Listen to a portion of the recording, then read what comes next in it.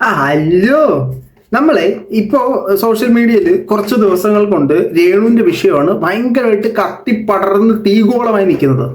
അപ്പോൾ ഈ വിഷയത്തെ അടിച്ചമർത്താൻ രണ്ട് മാർഗങ്ങളാണ് രേണുവിന്റെ മുമ്പിലുള്ളത്. മാർഗം നമ്പർ 1, ഇതെല്ലാം തെറ്റാണ്, ശരികൾ എൻ്റെ പക്ഷത്തുണ്ട് എന്ന് പ്രൂവ് ചെയ്യുന്ന പരിപാടി. രണ്ടാമത്തെ സംഭവം, മിണ്ടാതെ ഒരു മൂലയ്ക്ക് ഒതുങ്ങിയിരുന്ന പറയേണ്ടവരെല്ലാം പറഞ്ഞു തീർത്ത് പിന്നൊന്നും പ്രൊവോക്ക് ചെയ്യാതിരുന്നു കഴിഞ്ഞാൽ ആ ഒരു സംഭവം അങ്ങനെ അങ്ങ് തീർന്നു പോകും. ഇതിനകത്ത് ഓപ്ഷൻ ബി ആണ് രേണു ചൂസ് ചെയ്തത്. ഓക്കെ, നമ്മൾ ഈ വീഡിയോയിൽ ഇത് നിങ്ങളൊരു ഫൺ വീഡിയോ ഇട്ട് തമാശ വീഡിയോ ഇട്ട് മാത്രം കണ്ടാൽ മതി. ഇതിനകത്ത് അങ്ങനെ പ്രത്യേകിച്ച് ഒരു വലിയ കണ്ടന്റ് ഒന്നും ഇല്ല. വേറെ കുറച്ച് കാര്യങ്ങൾ, രേണുവിനെ സപ്പോർട്ട് ചെയ്ത് വരുന്ന കുറച്ച് കാര്യങ്ങൾ, എനിക്കെതിരെ വന്ന റിയാക്ഷൻ്റെ കുറച്ച് കാര്യങ്ങൾ, ഇങ്ങനെ കുറച്ച് കാര്യങ്ങളാണ് ഈ വീഡിയോയിൽ നമ്മൾ സംസാരിക്കാൻ പോകുന്നത്. അപ്പോൾ ഇതിനകത്ത് ഈ രേണുവിനെതിരെ ഒരുപാട് അലിഗേഷൻസ് വന്നു. സ്വർണ്ണക്കടത്ത് അലിഗേഷൻ വന്നു, പുള്ളിക്കാരി അന്യപുരുഷന്മാരോടുള്ള ഡിങ്കോൾഫി പരിപാടി അലിഗേഷൻ വന്നു, പുള്ളിക്കാരി മറ്റേ ലഹരി കടത്തുന്നതായിട്ടുള്ള അലിഗേഷൻ വന്നു, പുള്ളിക്കാരി കുറച്ച് അലിഗേഷൻ. ഈ അലിഗേഷനുകളിൽ രേണു പ്രതികരിച്ച ഒരേ ഒരു അലിഗേഷൻ, അല്ലെങ്കിൽ രേണുവിൻ്റെ ശിങ്കിടികൾ പ്രതികരിച്ച ഒരേ ഒരു അലിഗേഷൻ എന്ന് പറയുന്നത് സ്വർണ്ണക്കടത്തുമായിട്ട് ബന്ധപ്പെട്ടിട്ടുള്ള അലിഗേഷനാണ്. അതവിടെ നിൽക്കട്ടെ. ഇപ്പോൾ ഷെഫീന ബീവിയുടെ ചാനലിൽ 2 ദിവസങ്ങൾക്ക് മുമ്പ് മറ്റൊരു അലിഗേഷനോട് ലീക്ക് ആയിട്ടുണ്ടായിരുന്നു. ഈ അലിഗേഷൻ എന്ന് പറഞ്ഞാൽ രേണുവിൻ്റെ മാനേജറായിട്ടുള്ള കരിഷ്മ എന്ന് പറയുന്ന ആള്, അവരാണ് ഈ പ്രശ്നങ്ങളെല്ലാം തുടങ്ങി വെച്ചത്, അവരാണ് ഇതിനെല്ലാം മൂല കാരണം, അവരാണ് രേണുവിന് ഇമാതിരി പരിപാടികൾക്കൊക്കെ അറേഞ്ച് ചെയ്ത് കൊടുക്കുന്നത് എന്നുള്ള രീതിയിൽ ഒരു വോയിസ് വന്നിട്ടുണ്ടായിരുന്നു. നമ്മുടെ തൊട്ട് മുമ്പത്തെ വീഡിയോ നിങ്ങൾ നോക്കിക്കഴിഞ്ഞാൽ ഞാൻ ഇവിടെ ഐ ബട്ടൺ വരും, അതിൽ കൊടുത്തേക്കാം. അതിൽ പറയുന്നൊരു സാധനം എന്ന് പറഞ്ഞാൽ, രേണുവിനോട് ഒരുത്തൻ ചോദിക്കുന്നു, ഡയറക്റ്റ് മീറ്റിന് പറ്റുമോ, നമ്മൾ ഇവിടെ ആർത്തിയോടെ കാത്തിരിക്കുകയാണ് എന്ന് പറയുമ്പോഴത്തേനും രേണു പറയുന്നത് മാനേജറുമായിട്ട് സംസാരിച്ചാൽ മതി. രേണുവിൻ്റെ മാനേജർ ആരാ? കരീഷ്മ റോസോ അങ്ങനെ കണ്ട അവരുടെ പേര്. അപ്പോൾ ആദ്യം ഈ രേണു റാസൽ ഖൈമയിലേക്ക് പോകുന്നതിന് കുറച്ച് നാളുകൾക്ക് മുമ്പ് വെറൈറ്റി മീഡിയയ്ക്ക് കൊടുത്തൊരു ബൈറ്റ് ഉണ്ട്. ആ ബൈറ്റിന്റെ സമയത്ത് തന്നെ രേണു അവിടേക്ക് പോകുന്നത് പല ഉത്സിത മ്ലേച്ഛകരമായിട്ടുള്ള വൃത്തികെട്ട പരിപാടികൾ കാണുന്നുള്ള ഒരു അലിഗേഷൻ വന്നിട്ടുണ്ടായിരുന്നു. അന്ന് രേണു പ്രതികരിക്കുന്നത് നമുക്ക് ആദ്യം ഒന്ന് കാണാം. മെയിൻ കാരണം പലരും ബാറിൽ വിളിക്കുന്നത് ഓരോ ഡാൻസും കാര്യങ്ങളും അത് അവളായിരിക്കും, അവള് പോകുന്നതായിരിക്കും, ഞാനല്ല. ഞാൻ പോകുന്ന ഒന്നാമത്തെ പ്രൊമോഷന് പോകുന്നതാണ്, ബാർ റെസ്റ്റോറന്റ് പ്രൊമോഷന് പോകുന്നതാണ്. ഇനി ഞാൻ പോകും അടുത്ത മാസം 16-ാം തീയതി റാസൽ ഖൈമയിൽ പോകും. അവള് ക്യാമറ ആയിട്ട് അങ്ങോട്ട് വരാൻ പറ, ഞാൻ എന്താ അവരിനി ക്യാമറയും കൊണ്ടുകൂടെ അങ്ങോട്ട് വന്നായിരുന്നെങ്കിൽ അവസ്ഥ ഒന്ന് ആലോചിച്ച്. അവർ ഇവിടെ ഇരുന്നിട്ട് തന്നെ, ഷെഫീന ബീവി ആട്ടോ പറയുന്നത്, അവർ ഇവിടെ ഇരുന്നിട്ട് തന്നെ രേണുവിന്റെ അടിക്കല്ലും അസ്ഥിവാരും വരെ ഇളക്കി. ഇനി ഒരു ക്യാമറ പൊക്കിക്കൊണ്ട് അങ്ങോട്ട് പോയെങ്കിലുള്ള അവസ്ഥയും കൂടെ ഒന്ന് ആലോചിച്ച്. ഇപ്പൊ ഈ രേണു ഇപ്പൊ പറയുന്നല്ലേ, ഈ ഒരു കോൺഫിഡൻസ് എന്തുകൊണ്ട് ആ ഒരു സാധനങ്ങൾക്കുള്ള പ്രതികരണം നൽകുന്നില്ല എന്നത് വലിയൊരു ചോദ്യചിഹ്നമായി നമ്മുടെ മുന്നിൽ നിൽക്കുന്നു. അത് അവിടെ തന്നെ നിന്നോട്ടെ. അതിന് രേണുവിന് ഉത്തരവില്ലെങ്കിൽ പിന്നെ നമുക്ക് ഉത്തരവ് വരത്തില്ലല്ലോ. രേണു ബാക്കി പറയാം. ഇതുപോലെ തന്നെ ഏത് വീഡിയോ വേറെന്താണ്ടൊക്കെയോ പറയുന്നത്, അതൊന്നും നമുക്ക് കാര്യം വെക്കട്ടെ. ഓക്കെ, ഇനി നമുക്ക് നമ്മളുടെ വിരലുകൾ കരിഷ്മയിലേക്ക് ചൂണ്ടാം. അപ്പോൾ രേണുവിൻ്റെ മാനേജറാണ് കരിഷ്മ. ഈ കരിഷ്മയെ നമ്മൾ നോക്കിക്കഴിഞ്ഞാൽ പുള്ളിക്കാരി ജാസിയുടെ അടുപ്പക്കാരിയാണ്, നമ്മുടെ ശ്രീലക്ഷ്മിയുടെ അടുപ്പക്കാരിയാണ്. അതേപോലെ സോഷ്യൽ മീഡിയയിൽ മോശം ഇമേജ് ഇങ്ങനെ ലൈം ലൈറ്റ് നിൽക്കുന്നത്, അല്ലെങ്കിൽ വിവാദങ്ങൾ ഉണ്ടാക്കുന്ന ജനങ്ങളുടെ ഭൂരിപക്ഷം ജനങ്ങളും ഇഷ്ടമല്ല, ഒരു വൃത്തികെട്ട പരിപാടികൾ കാണിക്കുന്നു എന്ന് ചിന്തിക്കുന്ന ആളുകളുമായിട്ടൊക്കെ ശ്രീലക്ഷ്മിക്ക് വളരെ അടുത്ത ബന്ധമുണ്ട്. അവര് ഈ ജാസി വന്നിട്ട് കരിഷ്മേനെ അറിയാന്ന് പറയുന്നുണ്ട്, ശ്രീലക്ഷ്മി വന്നിട്ട് കരിഷ്മേനെ അറിയാന്ന് പറഞ്ഞിട്ടുണ്ട്, രേണുവിന്റെ മാനേജറാണെന്ന് പറയുന്നുണ്ട്. അപ്പൊ നിങ്ങൾക്ക് ഒരു സംശയം തോന്നും, ഈ രേണു മാനേജറെ വെക്കാനും വേണ്ടി പ്രാപ്തിയായോ? രേണുവിന് മാനേജറെ എവിടുന്ന് കിട്ടി? ഈ കരിഷ്മ എന്ന് പറയുന്ന വ്യക്തിത്വത്തെ എവിടുന്ന് പിടിച്ചോണ്ട് വന്നു എന്നൊക്കെ നിങ്ങൾ ചിന്തിക്കും. രേണു പറയുന്നുണ്ട്, നമുക്ക് കേൾക്കാം. ഈ കരീഷ്മ എന്ന വ്യക്തി മാനേജറിനെ പരിചയപ്പെട്ടത് എങ്ങനെയാണെന്ന് പറയാ. ഞാൻ ഏവിയേഷൻ പഠിച്ച സമയത്തുള്ള പരിചയമാണ്. അതായത് എന്താ പഠിച്ചപ്പോ? ഏവിയേഷൻ പഠിച്ചപ്പോ. ജ്യൂസിന്റെ സ്പെല്ലിംഗ് എന്തായിരുന്നു? അല്ല, ഏവിയേഷനിൽ അതല്ലല്ലോ പഠിപ്പിക്കുന്നത്. എയർ ഹോസ്റ്റസിന്റെ സ്പെല്ലിംഗ് എന്ന് പറയാമോ? അത് കറക്റ്റ് അല്ലേ? പ്രൊനൗൺസിയേഷൻ കറക്റ്റ് അല്ലേ?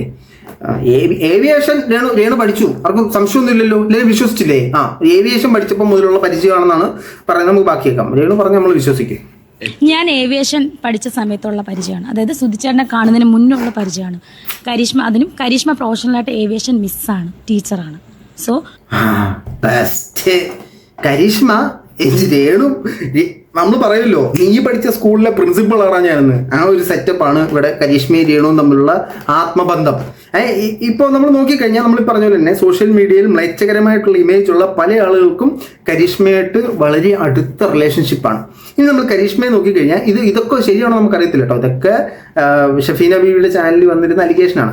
രേണുവിൻ്റെ പുറത്തായ ചാറ്റിനകത്ത് രേണുവിനെ മീറ്റ് ചെയ്യാൻ പറ്റുമോ, എത്ര രൂപ വേണം, റേറ്റ് എങ്ങനെയാ എന്ന് ചോദിക്കുമ്പോഴത്തേനും രേണു അതിനെ മാനേജറെ കോൺടാക്ട് ചെയ്യുമെന്ന് പറയുന്നുണ്ടായിരുന്നു. സോ പൈസ തന്ന ഒരാളെ മീറ്റ് ചെയ്യത്തക്ക ബന്ധം എന്താണെന്ന് നമുക്കറിയാം. ഈ ചാറ്റ് ഒരു പക്ഷേ ഫാബ്രിക്കേറ്റഡ് ആവാം, ഒരു പക്ഷേ റിയൽ ആകാം. അതിൻ്റെ റിയൽ ആയിട്ടുള്ള പരിപാടികളൊക്കെ പുറത്തിട്ട് നമ്മളത് ശരിയാണെന്ന് വാദിക്കുന്നില്ല, തെറ്റാണെന്ന് വാദിക്കുന്നില്ല. കാരണം ഇന്നൊരു ചാറ്റൊക്കെ ഫേക്ക് ചെയ്ത് ഉണ്ടാക്കാനൊക്കെ ഭയങ്കര ഈസിയാണ്. എന്തായാലും രേണു ഇതിനെതിരെ പ്രതികരിച്ചിട്ടില്ല എന്നുള്ളതാണ് അത് ശരിയാണോ എന്ന് നമ്മളെ ചിന്തിപ്പിക്കുന്നൊരു കാര്യം. അപ്പോൾ നമ്മൾ ഏവിയേഷൻ ടീച്ചറായിരുന്നു കരീഷ്മ. അപ്പോൾ മറ്റുള്ള വിദ്യാർത്ഥികളെ പൂർവ്വസംഗമ പാടില്ല, അത് പാടില്ല, ഇതുപോലത്തെ ചീത്തപ്പേര് നിങ്ങളിലേക്കും വരും. ആ സമയത്ത് അവളും പഠിക്കുമായിരുന്നു, ഞാൻ അങ്ങനെ പരിചയപ്പെട്ടാണ്. അന്നൊന്നും എനിക്ക് ടീച്ചറായിരുന്നു, പഠിക്കുമായിരുന്നു, മനസ്സിലായല്ലോ എന്ന് പറഞ്ഞു. ഏവിയേഷൻ മിസ്സാണ്, ടീച്ചറാണ്. സോ ആ സമയത്ത് അവളും പഠിക്കുമായിരുന്നു, ഞാൻ അങ്ങനെ പരിചയപ്പെട്ടാണ്. അന്നൊന്നും എനിക്ക് ഏവിയേഷൻ മിസ്സായിരുന്നു, അവളും പഠിക്കുമായിരുന്നു. അത് അത് അത് എങ്ങനെ അത് സെറ്റപ്പ് ആകുന്നത് എങ്ങനെയാ? ഇതിപ്പോൾ നമ്മൾ കള്ളം പറയുമ്പോൾ മര്യാദയ്ക്കുള്ള കള്ളം പറയണ്ടേ? ഞാൻ ഏവിയേഷൻ പഠിക്കുമ്പോൾ അവൾ ഇവിടുത്തെ മിസ്സാണ്, ടീച്ചറാണ്, പക്ഷേ അവൾ ഏവിയേഷൻ പഠിക്കുകയാണ്. അപ്പം ഞങ്ങൾ രണ്ടും കൂടെ പരിചയത്തിലായി. ഏത് ശരിക്കും ഏത് സ്കൂളിലും കോളേജിലൊക്കെ ഇതൊക്കെ പഠിച്ചെടുക്കുന്നേ? ടീച്ചറിന് എങ്ങനെ ഒരേ സമയം പഠിക്കാനും പഠിപ്പിക്കാനും പറ്റുന്ന അത് വേറെ എന്തെങ്കിലും പഠിക്കുമായിരിക്കില്ല, ക്രാഷ് കോഴ്സ് എടുത്ത് വേറെ മറ്റേ പഠിക്കുമായിരിക്കും. മാനേജറിന്റെ ആവശ്യമില്ലല്ലോ, ഞാൻ സെലിബ്രിറ്റി അല്ല. അപ്പം അത് കഴിഞ്ഞിട്ട് ഞാൻ ബിഗ് ബോസിൽ പോയിട്ട് തിരിച്ചു വന്നപ്പം ആണ് എനിക്കൊരു മാനേജറിന്റെ ആവശ്യമുണ്ട്. കാരണം നിങ്ങൾക്കറിയാലോ എൻ്റെ തിരക്ക്, ഞാൻ എങ്ങനെ മാനേജ് ചെയ്തല്ല. അതിനാണ് എൻ്റെ മാനേജറായിട്ട് അവളെ ഞാൻ ഒഫീഷ്യലായിട്ട് മാനേജറായിട്ട് വെച്ചേക്കുന്നത്. അവളാണ് എൻ്റെ മാനേജർ, ഒഫീഷ്യലായിട്ട് എൻ്റെ മാനേജർ. ഇപ്പം ഈ എല്ലാ പ്രോഗ്രാമും അവളാണ് കോർഡിനേറ്റ് ചെയ്യുന്നത്. എല്ലാ പ്രോഗ്രാമും കരീഷ്മയാണ് കോർഡിനേറ്റ് ചെയ്യുന്നതെന്നാണ് രേണു പറയുന്നത്. അപ്പം ഇതൊക്കെയാണ് കരീഷ്മയിലേക്ക് വിരൽ ചൂണ്ടുന്ന കാരണങ്ങൾ. അപ്പോൾ അതെന്തോ ആട്ടെ, അതൊക്കെ വരും ദിവസങ്ങളിൽ തെളിയട്ടെ. കരീഷ്മ ഓൾറെഡി ഷഫീന ബീവിക്കെതിരെ മാനനഷ്ടത്തിന് കേസ് കൊടുക്കാൻ പോകണു എന്നൊക്കെ ഒരു കിംവദന്തികൾ നമ്മൾ കേട്ടു. കൊടുക്കട്ടെ, നല്ല കാര്യം, എല്ലാം നടക്കട്ടെ, ഒരു സൈഡിൽ കൂടെ എല്ലാ പരിപാടികളും നടക്കട്ടെ. പക്ഷേ ആരാണോ മാനം നശിപ്പിച്ച് അവർ പെടുമെന്നുള്ളത് കൂടെ മനസ്സിലാക്കുക. ഇനി രേണുവിനെ സപ്പോർട്ട് ചെയ്തിട്ടുള്ള കുറേ ടീമുകൾ നമ്മുടെ ചുറ്റും കാണാൻ സാധിക്കും. 1-2 ടീമിനെയും കൂടെ കണ്ടിട്ട് നമുക്ക് ഒട്ടും ഇമ്പോർട്ടൻ്റ് അല്ലാത്തൊരു സാധനം ഞാൻ ഏറ്റവും അവസാനം പറയാം. അപ്പോൾ രേണുവിനെ ഭയങ്കരമായിട്ട് സപ്പോർട്ട് ചെയ്യുന്ന ഒരുത്തനാണ് അഭിലാഷ് ആട്ടായി എന്തോ ഒരു തൻ 11 അണ്ണൻ, നമ്മളൊക്കെ പ്രായമുണ്ടെന്ന് തോന്നുന്നു. അണ്ണൻ ചെയ്യുന്ന ഒരു വിഷമം നമുക്കൊന്ന് കണ്ടോളെ.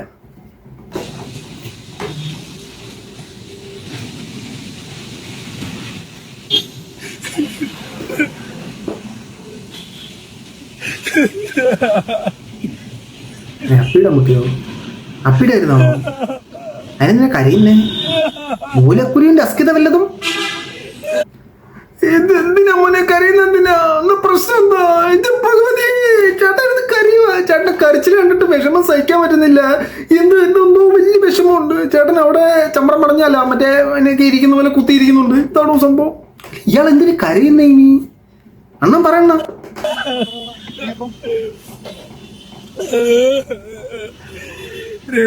തമിഴ് പാട്ട് ഞാൻ കേട്ടു. രേണുവിന്റെ തമിഴ് പാട്ട് കേട്ടിട്ടാണോ അണ്ണൻ ഈ കരഞ്ഞോണ്ടിരുന്നേ? അത്രയ്ക്ക് ശോചനീയമായിരുന്നു ആ ഗാനം. എനിക്കൂടെ ഒന്ന് ഇൻസ്റ്റഗ്രാമിൽ ഷെയർ ചെയ്ത് തരുമോ? ഞാനും ഒന്ന് കരഞ്ഞോട്ടെ. തമിഴ് പാട്ട് കേട്ടോ ഇത്രയും കരയും? എന്തുവാ രേണു അതിനകത്ത് പാടി വെച്ചേ? പാവം ചെറുക്കൻ പൊട്ടിക്കരഞ്ഞ് വിതുമ്പുന്നു. കണ്ണീര് വരുന്നില്ല, തുപ്പലാണ് കരയുന്നത്. ഇതൊക്കെ നമ്മൾ 2ാം ക്ലാസ്സിൽ പോയിട്ട് ടെക്നിക്കൊക്കെ ആയിട്ടാണ് അണ്ണൻ വന്നിരിക്കുന്നത്. ഈ പുള്ളിക്കാരൻ സിനിമയിലേക്ക് കയറാൻ ഭയങ്കരമായിട്ട് ശ്രമിച്ചുകൊണ്ടിരിക്കുന്ന ഒരു വ്യക്തിത്വമാണ്. അപ്പോൾ അതിന് വേണ്ടിയിട്ടാണ് ഇമാതിരി ഓവർ ആക്ടിങ് പരിപാടികളൊക്കെ കാണിക്കുന്നത്. രേണുവിനെ സപ്പോർട്ട് ചെയ്യുന്നവരൊക്കെ മറ്റേതോ യൂണിവേഴ്സാണ്. ആ യൂണിവേഴ്സിൽ ഇങ്ങനെ പലതും സംഭവിക്കാറുണ്ട്. കാര്യമായിട്ട് എടുക്കണ്ട. ഇത് കണ്ടാൽ നിങ്ങൾക്ക് മനസ്സിലാവില്ല ഇത് ഓവർ ആക്ടിങ് ആണ്. നമ്മൾ ഇനി പ്രത്യേകിച്ച് പറയണ്ടല്ലോ. രേണു തമിഴ് പാട്ട് ഞാൻ കേട്ടു. ഞാൻ ചിന്തിക്കുക, ഈ വീട്ടിലിരിക്കണം ഈ ചേച്ചിമാർക്കൊക്കെ കുറ്റം പറയണ സമയം കൊണ്ട് ഈ പാട്ടൊന്ന് കേട്ടു നോക്കാൻ പോളെ. എന്നിട്ട് ആ പാട്ടിനെ കുറ്റം പറയണോ? വീട്ടിൽ ഇരിക്കുന്ന ചേച്ചിമാരെല്ലാം നാളെ രാവിലെ എഴുന്നേറ്റ് കൗസല്യ സുപ്രദ രാമപൂർ ആ പാട്ടുണ്ടല്ലോ, എനിക്ക് പാട്ടിന്റെ വരികൾ അറിയത്തില്ല, അതുകൊണ്ടാണ് തെറ്റിച്ചു പോയി, ക്ഷമിക്കുക. അത് എന്തോ ഡിവൈനായിട്ട് സംഭവമില്ല, അത് നിങ്ങൾ ക്ഷമിച്ച് കേൾക്കുക. ആ പാട്ടിന് പകരം രേണുവിന്റെ തമിഴ് പാടൽ നിങ്ങൾ ഇട്ട് കേൾക്കേണ്ടതാണ്. മനസ്സിലായോ? അവരുടെ കഴിവ് ഈ വീട്ടിലിരിക്കുന്ന ചേച്ചിമാര് സ്വന്തം വീട്ടിൽ വരുന്ന കിട്ടിയമാർക്ക് ചോറിന് ഉപ്പുണ്ടോ കഞ്ഞിക്ക് ഉപ്പുണ്ടോ എന്ന് നോക്കൂല. ഈ രേണുസുതിനെ കുറ്റം പറഞ്ഞു. ആ കൊച്ചെന്ത് തെറ്റ് ചെയ്തിട്ടാ? ആ പാട്ടൊന്ന് കേട്ടൊക്കെ ഒരു തമിഴ് പാട്ട്.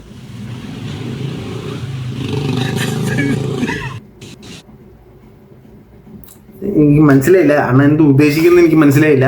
അണ്ണൻ സിനിമയിൽ കയറാനുള്ള അതികഠിനമായ ശ്രമത്തിലാണെന്നാണ് എനിക്ക് മനസ്സിലായത്. പക്ഷെ ഇതാണ് അണ്ണന്റെ സ്കില്ലെങ്കിൽ അണ്ണന്തൊക്കെ താമസിക്കാതെ കയറും. സിനിമയിൽ കയറില്ലല്ലേ, എവിടെയെങ്കിലും കയറി പറ്റും.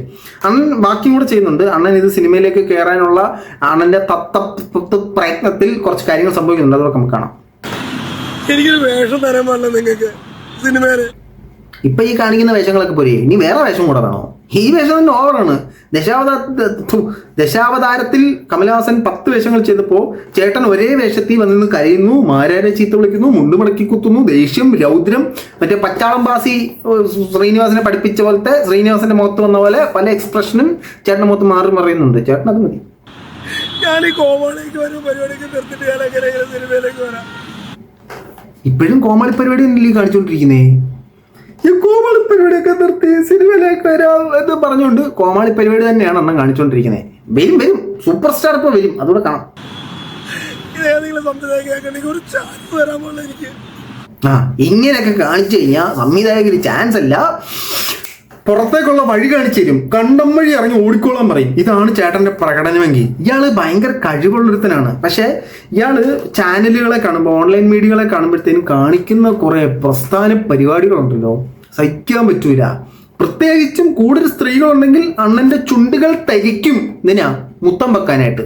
ഇങ്ങനെയൊക്കെ ചെയ്തു കഴിഞ്ഞാൽ അണ്ണന് ലക്ഷ്മി ദീപ്തി ഒന്ന് കോണ്ടാക്ട് ചെയ്യൂ. ചിലപ്പോൾ ചേട്ടനൊരു അവസരം കിട്ടാനുള്ള സാധ്യത ഞാൻ കാണുന്നതിനകത്ത്.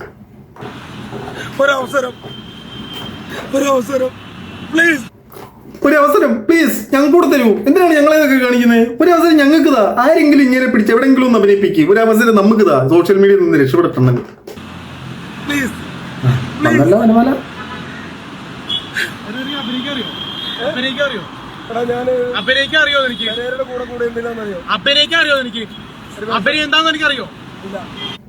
നിനക്കറിയാലോ, അതുകൊണ്ട് പിന്നെ കുഴപ്പമില്ല. കറക്റ്റായിട്ട് നീ അഭിനയം കാണിക്കുകയോ അഭിനയം പഠിപ്പിക്കുകയൊക്കെ ചെയ്യും.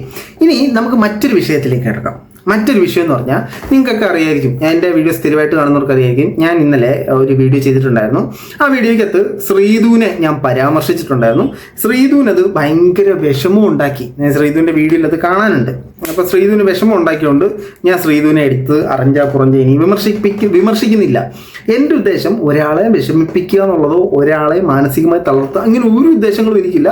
ആയതിനാൽ ശ്രീധുവിനെ ഞാൻ ഇനി വെറുപ്പിക്കുന്നില്ല. ശ്രീധുവിൻ്റെ ചാനൽ നമ്മൾ കയറി നോക്കുന്നതിൻ്റെ പിന്നിലെ കാരണം രേണുവിൻ്റെ പേഴ്സ്പെക്റ്റീവ് വരുന്നത് നിങ്ങളുടെ ചാനലിലൂടെയാണ്. ആയതിനാലാണ് നിങ്ങളുടെ ചാനൽ കാണുകയും നിങ്ങൾ പറയുന്നതിനെ എടുത്തു വെച്ച് സംസാരിക്കുകയും ചെയ്യുന്നത്. ശ്രീധു എനിക്കുള്ള മറുപടി എന്ന് പറഞ്ഞ് തന്നതിനകത്തൊന്നും ഞാൻ പറഞ്ഞ കാര്യങ്ങളല്ല പറഞ്ഞിരിക്കുന്നത്. വേറെ എന്തൊരു കാര്യങ്ങൾ എടുത്തിട്ട് നിങ്ങൾ ചെയ്യുമ്പോൾ എൻ്റെ വീഡിയോ എടുത്ത് വെച്ച് നിങ്ങൾ സംസാരിച്ചോ. ഞാൻ നിങ്ങൾക്ക് സ്ട്രൈക്ക് തരില്ല. ഞാൻ ഒരാൾക്ക് സ്ട്രൈക്ക് തരില്ല. എൻ്റെ വീഡിയോ എടുത്ത് വെച്ച് നിങ്ങൾ സംസാരിച്ചോ. ഞാൻ പറഞ്ഞ കാര്യങ്ങൾക്കൊക്കെ മറുപടി തരാം. ഞാൻ പറയാത്ത കാര്യങ്ങൾ ഞാൻ പറഞ്ഞു എന്ന് പറഞ്ഞ് പേപ്പറിൽ എഴുതി പിടിപ്പിച്ചിട്ട് എനിക്കുള്ള മറുപടികൾ തരാതിരിക്കുക. ഞാൻ പറഞ്ഞ സാധനങ്ങൾ എടുത്ത് വെച്ചിട്ട് നിങ്ങൾ മറുപടി തന്നു. എനിക്കൊരു പ്രശ്നമില്ല. ശ്രീധു നേരത്തെ എനിക്ക് അങ്ങനെ തന്നിട്ടുണ്ടല്ലോ. ഞാൻ ശ്രീധുവിന് അന്നേരം ചൊറിയാൻ വന്നിട്ടില്ലല്ലോ. അപ്പോൾ അങ്ങനെ തന്നു കഴിഞ്ഞാൽ കൊള്ളായിരിക്കും. അത് ഞാൻ തിരിച്ചൊന്നും പറയാൻ വരാത്തത് എനിക്കത് പറയാൻ അറിയാൻ മേലാഞ്ഞിട്ടോ നിങ്ങൾ പറയുന്നത് ശരിയായിട്ടോ അല്ല. ഇപ്പോഴും ഞാൻ പറയുന്നില്ല. ശ്രീധുവിന് അത് വിഷമമായതുകൊണ്ട് വിശാല മനസ്കനായ മനു ശ്രീധുവിന് റിപ്ലൈ തരുന്നില്ല. പോട്ടെ. പക്ഷേ ഒരു കമൻറ്റ് ബോക്സിൽ വന്ന ഒരു സാധനം മാത്രം ഞാൻ എടുക്കുകയാണെ. ശ്രീധുവിൻ്റെ കമൻറ്റ് ബോക്സിൽ ഒരു കമൻറ്റ് വന്നു. എൻ്റെ രേണുവിൻ്റെ കച്ചവട ചാറ്റ് ലീക്കായല്ലോ, അതിനെക്കുറിച്ച് എന്തെങ്കിലും ഒരു വീഡിയോ ചെയ്യൂ, നിങ്ങൾ ചങ്കുമല്ലേ. ഇതാണ് ശ്രീധുവിന് വന്ന കമൻറ്റ്. ശ്രീധു അതിന് കൊടുത്ത മറുപടി: അവളുടെ പേഴ്സണൽ കാര്യങ്ങളിൽ ഞാൻ ഇടപെടാറില്ല. അവരുടെ ഏത് പ്രൈവറ്റ് കാര്യത്തിലാണ് ശ്രീധു ഇതുവരെ ഇടപെടാതിരുന്നത്? സബ്സ്ക്രിപ്ഷൻ അവളുടെ പേഴ്സണലി പ്രൈവറ്റ്ലി കൊണ്ടിട്ടതാണെന്നും പറഞ്ഞിട്ടുണ്ടല്ലേ. പേഴ്സണൽ കാര്യമില്ലേ, എന്തിനെടുത്ത് വെച്ച് സംസാരിച്ചേ? അപ്പം നിങ്ങൾ സംസാരിക്കുന്നുണ്ട്. ഇതിനൊന്നും നിങ്ങൾക്ക് ന്യായീകരണം ഇല്ല എന്നുള്ളതാണ് അതിൻ്റെ യഥാർത്ഥമായ സത്യം. അപ്പോൾ അങ്ങനത്തെ സാധനങ്ങളൊക്കെയാണ് ഇപ്പോൾ കിടന്ന് കറങ്ങിക്കൊണ്ടിരിക്കുന്നത്. ഇതിലും കൊള്ളാം. ശ്രീധു എനിക്കെതിരെ സംസാരിച്ചത് എനിക്ക് ഇഷ്ടപ്പെട്ടു. ശ്രീധുവിൻ്റെ മുഖത്തെ വിഷമം കാണാനുണ്ട്. സോ ശ്രീധുവിനെ ഞാൻ ഇനി കുത്തി നോക്കിയിരിക്കുന്നില്ല. എൻ്റെ ഉദ്ദേശം ആരെയും വിഷമിപ്പിക്കുക വേദനിപ്പിക്കുക എന്നുള്ളതല്ല. നമ്മുടെ അഭിപ്രായം പറഞ്ഞിട്ട് പോകുക എന്നുള്ളതാണ്. ശ്രീധുവിനത് വിഷമമായതിൽ ഞാൻ ഖേദം പ്രകടിപ്പിച്ചിട്ടുണ്ട്. കമൻറ്റ് ബോക്സിൽ ഞാൻ അത് പറഞ്ഞിട്ടുണ്ട്. അപ്പം ഇങ്ങനെയൊക്കെയുള്ള കാര്യങ്ങൾ മനസ്സിലാക്കുക. ശ്രീതു അപ്പോൾ രേണുവിനെ സപ്പോർട്ട് ചെയ്യുന്നവർ കൂടുതൽ സാധനങ്ങളായിട്ട് വരിക. രേണുവിനെതിരെ അതിഭീകരമായ തെളിവുകൾ കാര്യങ്ങളൊക്കെ ഇനി പുറത്തു വരാനുണ്ടെന്ന് പറഞ്ഞാൽ ഇത് ഈ ഒരുപാട് പേർക്ക് അറിയാം കുറേ സാധനങ്ങൾ ഇതിൻ്റെ പുറകെ നടക്കുന്നുണ്ടെന്നുള്ള കാര്യം. ഈ നടക്കുന്ന കാര്യങ്ങൾ പ്രൂഫ് ഇല്ലാത്തതുകൊണ്ടാണ് പലരും പുറത്ത് പറയാത്തത്, പല ആളുകൾക്കും അറിയാം. അപ്പോൾ ഇനി ആ സാധനങ്ങളൊക്കെ പുറത്തേക്ക് ചാടാൻ ചാൻസ് ഉണ്ട്. അങ്ങനെ പുറത്തേക്ക് ചാടാതിരിക്കണം എന്നുണ്ടെങ്കിൽ രേണുവിൻ്റെ കൂട്ടാളികളും മറ്റുള്ളവരെ പ്രകോപിപ്പിക്കാതിരിക്കുന്നതായിരിക്കും നിങ്ങൾക്ക് നല്ലത്. ഇനിയല്ല പ്രകോപിപ്പിച്ചേ അടങ്ങുന്നുണ്ടെങ്കിൽ നല്ലതായിരിക്കും. നിങ്ങൾ രേണുവിനെ സപ്പോർട്ട് ചെയ്യുന്ന, രേണുവിനെ നേരിട്ടറിയാവുന്നവർ രേണുവിനോട് നിങ്ങളൊന്ന് ഇരുത്തി സംസാരിക്കുക. നിങ്ങൾക്ക് മനസ്സിലാവും ഇതിനകത്തൊക്കെ എവിടേക്കോ ചില തകരാറുണ്ടെന്നുള്ളത്. സപ്പോർട്ട് ചെയ്യുന്ന നിങ്ങളും കിട്ടും. ഓക്കെ, അപ്പോൾ നിങ്ങളുടെ അഭിപ്രായം തീർച്ചയായിട്ടും കമന്റ് ബോക്സിൽ കമന്റിലായി നോക്കിയിട്ടാണ്.